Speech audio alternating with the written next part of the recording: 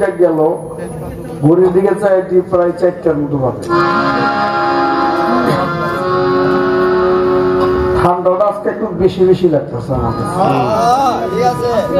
ঠান্ডাটা বেশি বেশি তাই শেষ মাত্র একটি প্রশ্ন করলেন, এটা প্রশ্ন করলেন, এটা একটা স্কেপটিক মানবেন যে আল্লাহ নবী যেখানে মেরাজে গিয়েছেন, যে মোকামে আল্লাহ থাকেন, সেটা সিদরাতুল মুনতাহা পার হয়ে যাইত। সিদরাতুল মুনতাহা হচ্ছে পৃথিবীর শেষ বৃক্ষ, অর্থাৎ পৃথিবীর সমস্ত কিছু ওইখান পর্যন্ত সৃষ্টি যাওয়ার ক্ষমতা আছে। এই সিদরাতুল মুনতাহার পরে আর সৃষ্টি যাওয়ার কোনো ক্ষমতা নাই। ওখানে একমাত্র স্রষ্টার লীলা খেলা, ওইখানে স্রষ্টায় যেতে পারে, সৃষ্টি যাওয়ার ক্ষমতা নেই। যে কারণে বুরাক বলছিল আল্লাহ জিবরাইল যে আমি আর যাইতে পারবো না, কারণ নূরের তাজাল্লিতে আমি জ্বলে সারখার হয়ে গেলাম। তো তার প্রশ্ন হচ্ছে যে মোকামটা থাকে, সেই মোকামটার নাম হচ্ছে লামোকাম। কোরআনের ভাষায় তাকে বলে কাবে কাউসার। এই লামোকাম বা কাবে কাউসারের মধ্যে 70,000 পর্দা, 70,000 পর্দা ভেদ করে মাত্র একটা পর্দা বাকি। ওই একটা পর্দা বাকি থাকতে আওয়াজ আসলো, হে মোহাম্মদ, আল্লাহ নবী, হে পিয়ারা হাবিব, আমার হাবিবুল্লাহ, আপনি আর ভিতরে প্রবেশ করবেন না, কারণ আল্লাহ পাক ইবাদতে মশগুল আছে, আল্লাহ সালাত করতে। আমার পিয়ারা নবী জিজ্ঞেস করেছিল যে আল্লাহ পাক সমস্ত মানুষ, সৃষ্টি জগৎ, যাহা কিছু, সকল কিছু আপনার উপরে সেজদায় নত থাকে, আপনি আবার কার উপরে সেজদা করলেন, কার ইবাদত করলেন? এখন তার প্রশ্ন হচ্ছে এটা কার ইবাদত আল্লাহ নিজে করল? দেখেন পবিত্র কোরআনের মধ্যে একটা সূরা আছে, সূরা আহজাব। আহজাবের 56 নং আয়াতের মধ্যে আল্লাহ বলেছে, বিসমিল্লাহির রহমানির রহিম, ইন্নাল্লাহা মালাইকাতু ইউসাল্লুনা আলান নবী ইয়া আইয়ুহাল্লাযিনা আমানু সাল্লু আলাইহি ওয়া সাল্লিমু তাসলিমা। আল্লাহ পাক সমস্ত ফেরেশতাদেরকে দিয়ে, মালাইকাদেরকে নিয়ে আমার নবীর নামে সাল্লু করেছে, দুরূদ করেছে। আপনি জেনে রাখবেন, সেদিন আল্লাহ নিজে আমার নবীর প্রেমে, নবীর জন্য সালাত করেছে। সুবহানাল্লাহ। এটা সাধারণ বিষয় না। নবী আর আল্লাহ যদি আলাদা চোখে দেখে, কোরআন বলছে সে নিঃসন্দেহে কাফের হয়ে যাবে। যদি আমার নবীকে, আমার আল্লাহকে আলাদা চোখে দেখে, তাহলে কোরআন বলছে নিঃসন্দেহে সে কাফের হয়ে যাবে। কারণ মাওলা আলীকে আল্লাহ নবী নিজেই বলছিল, আলী ও আমার রানী ফাকাদ রাইল হা, আলী রে, যে একবার আমি মুহাম্মদকে দেখলো, তার আল্লাহ দেখার বাকি রইল না। ফেরেশতাদের মধ্যে জিবরাইল ফেরেশতা ছিল আমার নবীর কাছে। আমার নবী ইমাম হাসান, ইমাম হুসাইনকে নিয়ে একটা মাঠের মধ্যে বসা। ঠিক ওই সময় জিবরাইল এসে বলতেছে, আল্লাহ নবী, এই সমস্ত সৃষ্টি জগতের মধ্যে আমি যত রহস্য আছে, সকল কিছু রহস্যর বের আমি খুঁজে পাইলাম, কিন্তু আল্লাহ নবী বিশ্বাস করেন, আমি আপনার কোন রহস্যটা আমি এখনো পর্যন্ত উদ্ঘাটন করতে পারলাম না। আপনি কি? আপনাকে চিনলাম না, আপনাকে দেখতে পারলাম না, আসলে আপনি কি? আল্লাহ নবীকে, জিবরাইল, তুমি যে আমারে দেখবা, আচ্ছা তুমি বলো তো, তুমি তো জিবরাইল, তুমি খবর নিয়ে কার কাছ থেকে আসো? বলে আমাকে খবর দে আল্লাহ পাক। আল্লাহ পাক খবর দে, খবরটা নিয়ে আপনার কাছে পৌঁছাই। কইতে আল্লাহ রেখে তুমি যে খবরটা আল্লাহ পাঠায়, তুমি আল্লাহ রেখে দেখছো? না, আমি এখনো পর্যন্ত আল্লাহকে দেখি নাই। তো তুমি খবর জানো কেমনে? পর্দার ভিতরে থেকে আমাকে বলে আমি সংবাদটা আপনার কাছে পৌঁছাই। আমার আল্লাহ নবীকে, তাহলে যদি তুমি এক কাজ করো, তাহলে তুমি আমার রহস্য যদি দেখতে চাও, ওই আল্লাহর কাছ থেকে অনুমতি নিয়ে আসো। যদি আল্লাহ অনুমতি দেয়, তাই আমি তোমাকে আমার রহস্য দেখাবো, আমার হাকিকি রূপটা দেখাবো। তখন জিবরাইল গেছিল সেই আরশ আজিমের মধ্যে আল্লাহর সাক্ষাতে, আল্লাহর দিদারে, অর্থাৎ আল্লাহর কাছ থেকে অনুমতি নিয়ে আমার নবীকে, নবীর হাকিকতে রূপ দেখবে। সেদিন পর্দার ভিতর থেকে বলছিল যে তুমি যে আসছো আমার কাছ থেকে অনুমতি নিতে, তুমি আমাকে দেখতে আসছো না অনুমতি নিতে আসছো? তখন জিবরাইল বলছিল, মালিক, আমার দেখাও দরকার, অনুমতিও দরকার। তখন সে এশকের তাজাল্লিতে সেই অনুরাগের পর্দাটা আল্লাহ যখন উন্মোচন করে দিলেন, আমার জিব্রাইল ফেরেশতা দেখতে পারলেন ওই মোকামের মধ্যে, লা মোকামের মধ্যে শুধু একজন ব্যক্তি বসা আছে, সেটা মুহাম্মদ সাল্লাল্লাহু আলাইহি সাল্লাম, যাকে জমিনের মধ্যে রেখে গেছে। জিব্রাইল তো সর্বনাশ, আমি যেখানে রাইখাসলাম নবীকে, আমার চাইতে দ্রুত নবী এখানে কি করে আসলো? আবার সাথে সাথে জিব্রাইল যখন আবার দুনিয়ার মধ্যে চলে আসছে, আয়েশা দেখে আমার আল্লাহ নবী যেখানে পাখি নিচে বসা ছিল, আল্লাহ নবী ওইখানেই বসা আছে। আমার আল্লাহ নবী জিব্রাইলকে দেখে মুচকে মুচকে হাসে। আল্লাহ নবী জিব্রাইল আল্লাহকে অনুমতি দিছে আমার হাকিকি রূপ দেখার জন্য। আমার আল্লাহ জিব্রাইল বলছে, আল্লাহ নবী আমার আর কোন হাকিকতি রূপ দেখার দরকার নাই, কে আল্লাহ কে নবী চিনার আমার বাকি নাই নাই। যার সালাত সে করছে, এখানে আর কোনো বাকি আছে? একটা গান করি শেষ রাত্রে, এই গানটা গাওয়ার পরে তার ভাবের জগৎ থেকে একটা বিচ্ছেদ দেবো, তারপর চলে যাবো।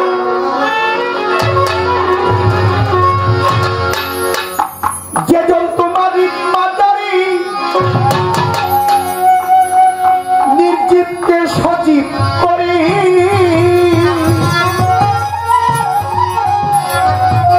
যেজন তোমারই মাদারি নির্জীবকে সজীব করে, দেখবি তারে প্রেম নদীর কিনারে যাইয়া, দেখবি তারে প্রেম নদীর কিনারে আপন ঘরে, রূপসাগরে ডুবলে পাবি তারে যাইয়া, রূপসাগরে ডুবলে পাবি তারে আপন ঘরে, রূপসাগরে ডুবলে পাবি তারে।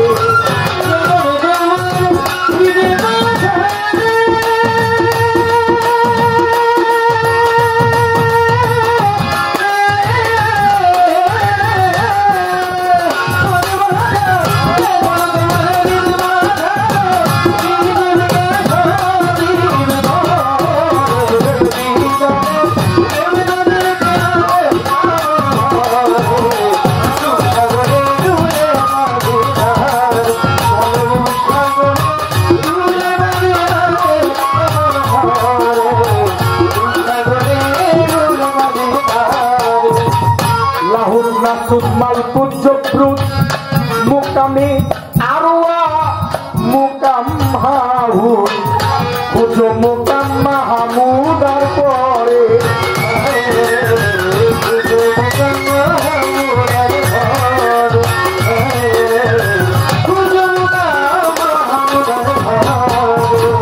লাহুদ নাসুদ মালকুদ জবরুদ মোকামে আরোয়া মোকাম হাহুদ, মাহমুদার ঘরে তোমার লাবুকামের খুললে তালা, দেখবি সেই দিন রূপের মেলা,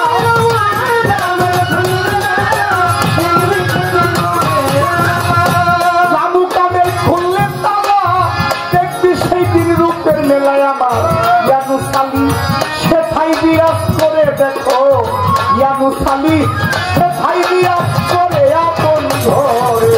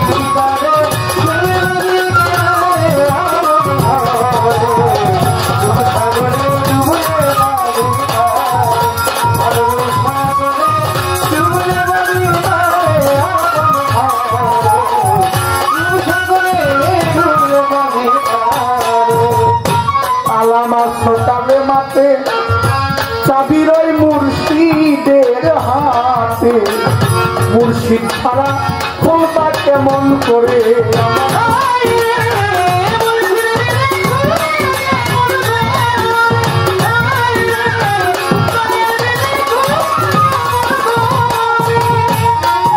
তালা মারছো কালে বাপে, চাবি চাবিরই মুর্শিদের হাতে, মুর্শিদ ছাড়া খুলতে পারবে না।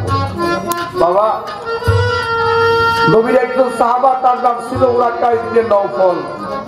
ছোট করে উরাকা ইবনে নওফল মৃত্যু সজ্জায় অসুস্থ অবস্থায় ঘরে পড়ে আছে। সাহাবারা গিয়ে নবীর কাছে প্রার্থনা রেখেছে, আল্লাহ রাসূল, আমাদের তরিকতের ভাই উরাকা ইবনে নওফলের অবস্থাটা বেশি ভালো না, আপনি কি দয়া করে একবার যাবেন? আল্লাহ নবী কয়, তার এক কাজ করো, গিয়ে কালেমা পড়ায় দাও, কালেমা পড়াও। সাহাবারা এসে আমার উরাকা ইবনে নওফলকে বলছে, আল্লাহ নবী বলছে কালেমা পড়তে। উরাকা ইবনে নওফল কালেমা পড়ে না। আবার কে নবীর কাছে বলছে, নবী উরাকা ইবনে নওফল কালেমা পড়ে না। আমার নবী চলে আসছে, আয়েশা উরাকা ইবনে নওফলের সামনে বসছে, বসে বলতেছে, উরাকা ইবনে নওফল, উরাকা তুমি কালেমা পড়ো। উরাকা নবীর দিকে নয়ন দুটি দিয়ে তাকায় থাকতে থাকতে দুইটা চোখের পানি ছেড়ে দিয়ে তার প্রাণ পাখিটা বাহির হয়ে চলে গেছে। সাহাবারা জিজ্ঞেস করলো, ইয়া রাসূলুল্লাহ, আপনার হুকুম অমান্য করলো, উরাকা ইবনে নওফল কালেমা পড়লো না, আল্লাহ নবী তার শাস্তি হবে কি, একবার কি বলতে পারেন? আল্লাহ নবী কো, শাস্তি তো দূরের কথা, তার কিচ্ছু হবে, তার তো কালেমা পড়ার বিষয় না। তোমরা বুঝো না, সে কালেমা দেখতে দেখতে পৃথিবী ছেড়ে চলে গেল।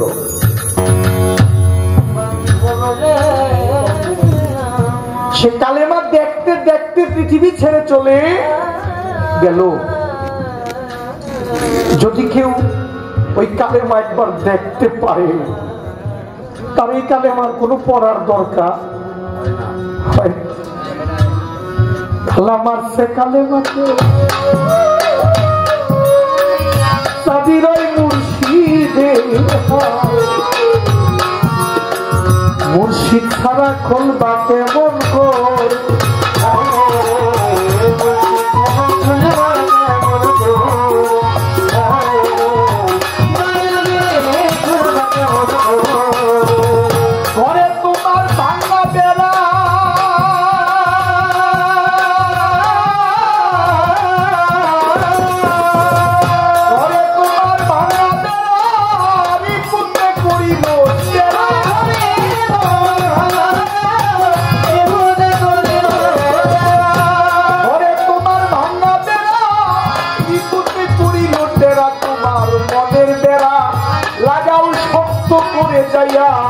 মনের বেড়া লাগাও শক্ত করিয়া বন্ধরে।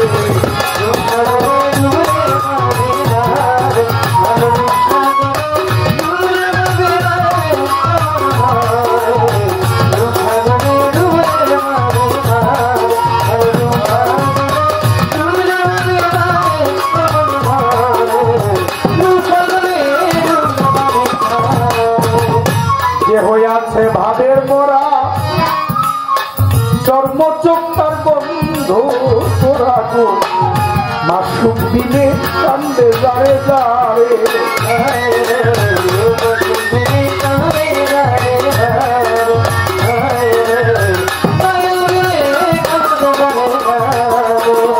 যে হইয়াছে ভাবের মোরা, তার চর্মচোখ তার বন্ধু তোরা গো, মাসুক দিনে কান্দে যারে যারে।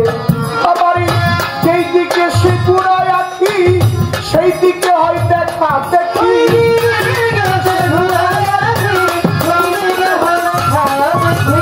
সেই দিকে সে ঘুরায় আছি, সেই দিকে হয় দেখা দেখি। সাধক হালিম মিয়া চিনল না তোমারে, সাধক হালিম মিয়া চিনল না তোমারে আপন ঘর।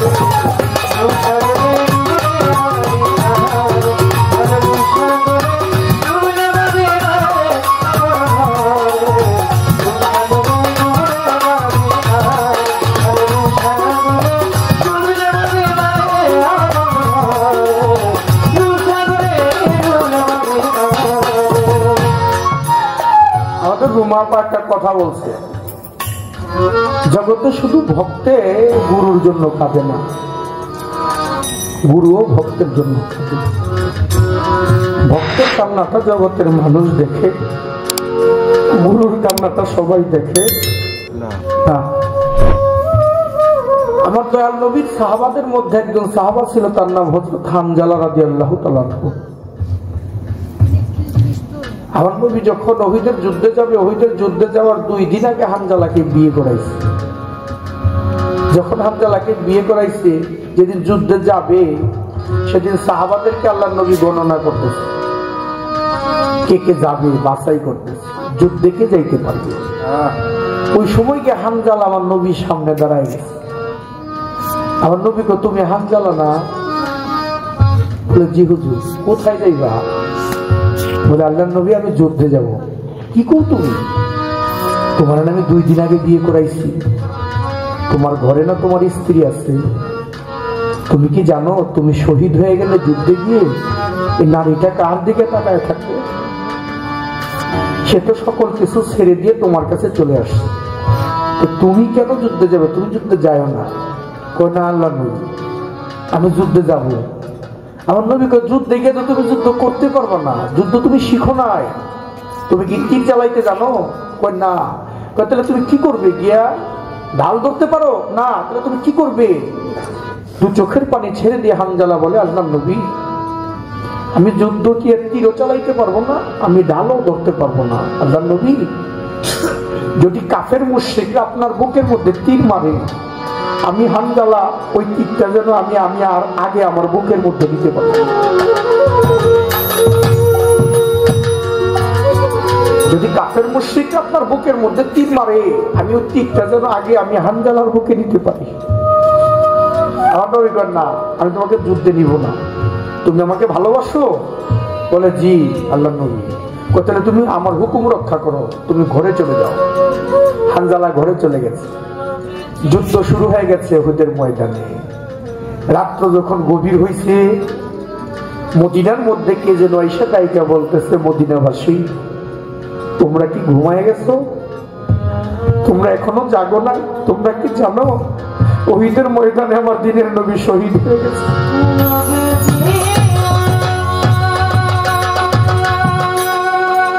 তোমরা কি এখনো জাগো না? তোমরা কি জানো না উহুদের ময়দানে আমার দিনের নবী শহীদ হয়ে গেছে? হানজালা একটা চিৎকার দিয়া তলোয়ারটা নিয়ে ঘর থেকে বের হয়ে চলে আসছে। হানজালার স্ত্রী বলে, স্বামী আপনি পাগল হয়ে গেছেন? আমরা স্বামী স্ত্রী আজকে মধুর মিলন করেছি। ও আল্লাহর স্বামী, আপনি যে যুদ্ধে যাচ্ছেন, যদি যুদ্ধে গিয়ে শহীদ হয়ে যান, আপনি তো ফরজ গোসল করেন না এখনো, তাহলে আপনি তো জাহান্নামে চলে যাবেন। হানজালা বলে, দিদি আমি জান্নাত দিয়ে কি করবো, আর জাহান্নামের ভয় করে কি করবো? আমি যারে ভালোবাসি সে যদি আর দুনিয়াতে না থাকে, আমি কিসের জান্নাতে যাব? সেই তো আমার জান্নাত সকল কিছু, আমি জান্নাতে গিয়ে কি করবো? হানজালা যুদ্ধে চলে গেছে। যুদ্ধে গিয়ে হানজালা শহীদ হয়ে গেছে, যুদ্ধ করতে করতে শহীদ হয়ে গেছে। সেদিন আল্লাহর নবী শহীদ হয় নাই। ওই দিনকে উহুদের ময়দানে 70 জন সাহাবা শহীদ হয়েছিল। আল্লাহর নবী একজনের লাশ খুঁজে পায়, 69 জনের লাশ খুঁজে পাইছে, একজনের লাশ খুঁজে আল্লাহর নবী পায় না। ভোরবেলা চেয়ে দেখে একজন মহিলা বোরখা পরে উহুদের ময়দানটা ঘুরতেছে, কি যেন খুঁজতেছে আর কাঁদতেছে। আল্লাহর নবী জিজ্ঞেস করে, তুমি কে গো মা? তুমি কি উহুদের ময়দানে আমার মতো কাউকে হারাইছো? তুমি কি কাউকে হারাইছো? ওই মহিলা বলে, আল্লাহর নবী আমি না আপনার হানজালার স্ত্রী, আমি তো আপনার হানজালার স্ত্রী। আল্লাহর নবী যখন শুনছে আপনি শহীদ হয়ে গেছে, আল্লাহর নবী একটা চিৎকার দিয়ে যে আপনার পাগলটা ঘর থেকে বের হয়েছে।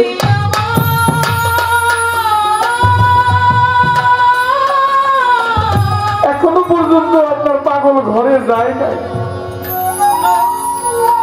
আমার নবীকে তাহলে কি আমার হানজালার লাশটা আমি খুঁজে পাই না? রশিদ সরকারের একটা গান আছে, সখী তোরা করে আমার হইয়া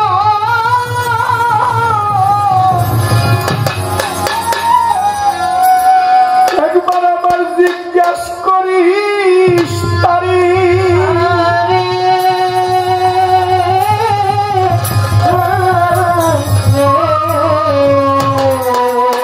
সখী তোরা আমার হইয়া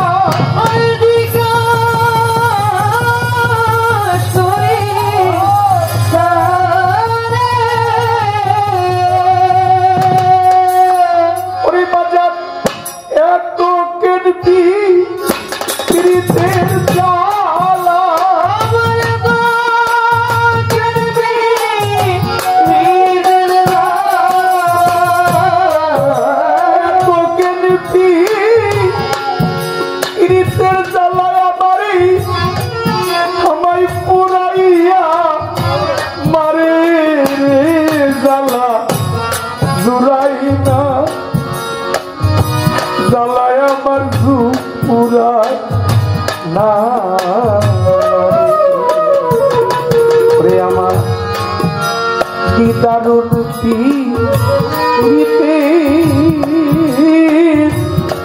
জ্বালা রে জ্বালায় আমার জুড়ায় না জ্বালা জুড়ায়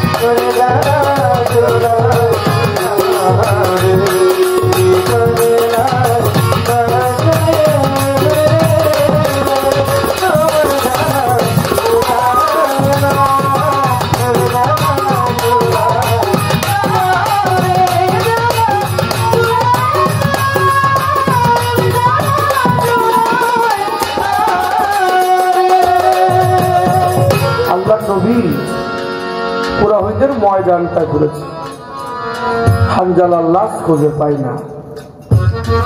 মালিক আল্লাহর কাছে প্রার্থনা করে, আমার পেয়ারা বন্ধু, হে মাওলা, তুমি আমার হানজালাকে একবার দেখাও। আল্লাহ পাক ফেরেশতাদেরকে বলে, আমার আরশের পর্দাগুলো উন্মোচন করে দাও। আরশের পর্দাগুলো যখন উন্মোচন করে দিয়েছে, আমার আল্লাহ বলে, আমার হাবিব, আমার বন্ধু, আপনি একবার উপর দিকে তাকান। যখনই আমার দয়াল নবী উপর দিকে তাকাইছি, সে দেখে হানজালার লাশ মুবারক আল্লাহর আরশে আজিমের মধ্যে আল্লাহ নিজে ফেরেশতাদেরকে নিয়ে গোসল দিতেছে।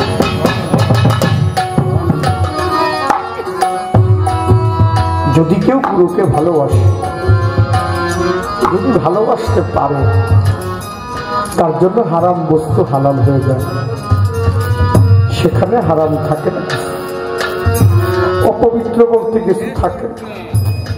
কত পাগল আছে রাস্তা দিয়ে ঘুরে, দেখলে মনে হয় 12 বছরে গোসল করে না, আছে না? দেখবেন সে তো গোসলের দাঁড়ে না, সে সরাসরি যুগে থাকে, ওই যুগে কালেকশন থাকে ওই দিকে। যখন তারা ওই দিকে এক ধ্যানে থাকে, তখন তারা কোনো সাধারণ কোনো পাগল না। তাদেরকে দেখলে রাস্তাঘাটে যেখানেই থাকে, মানুষের কর্তব্য হচ্ছে তাদের হাতে কিছু দেওয়া। তারা চেয়ে নেয় না, কখনো চাইয়া নিবেও না। আর যারা হাত পাইটা নেয় তারা পাগল না, যারা হাত পাইটা নেয় তারা পাগল না। যারা পাগল প্রকৃত, যারা প্রেমিক, দয়ালের প্রেমিক, তারা টাকা পয়সা, বাড়ি গাড়ি, অর্থ সমর্থ, এগুলো কোনো তারা কিচ্ছু ভাবে না। কিসের বাড়ি, কিসের গাড়ি, কিসের নারী, কিচ্ছুই তারা না। তারা একমাত্র তৌহিদের জ্ঞানে, সে আল্লাহর ধ্যানে, রাসূলের ধ্যানে তারা যখন একাত্রিত হয়ে যায়, তখন এই রঙের রং থাকে না। চুন হলুদ মিশলে যেমন একটা রং ধারণ করে, চুনের রং সাদা, এইটাও থাকে না, হলুদের রঙও থাকে না। চুন হলুদ একাত্রিত হইলে যেমন একটা রং আলাদা হয়, সে একটা রং আলাদা হয়ে যায় গুরু আর শিষ্য যখন এক হয়ে যায়। প্রমাণটা দিয়েছেন আল্লাহ নবী মেরাজে গিয়ে, সেখানে কে আল্লাহ কে মুহাম্মদ আর দেখার বাকি নাই। যখন ধরেছিল নিজের হাতে নিজেই ধরেছিল।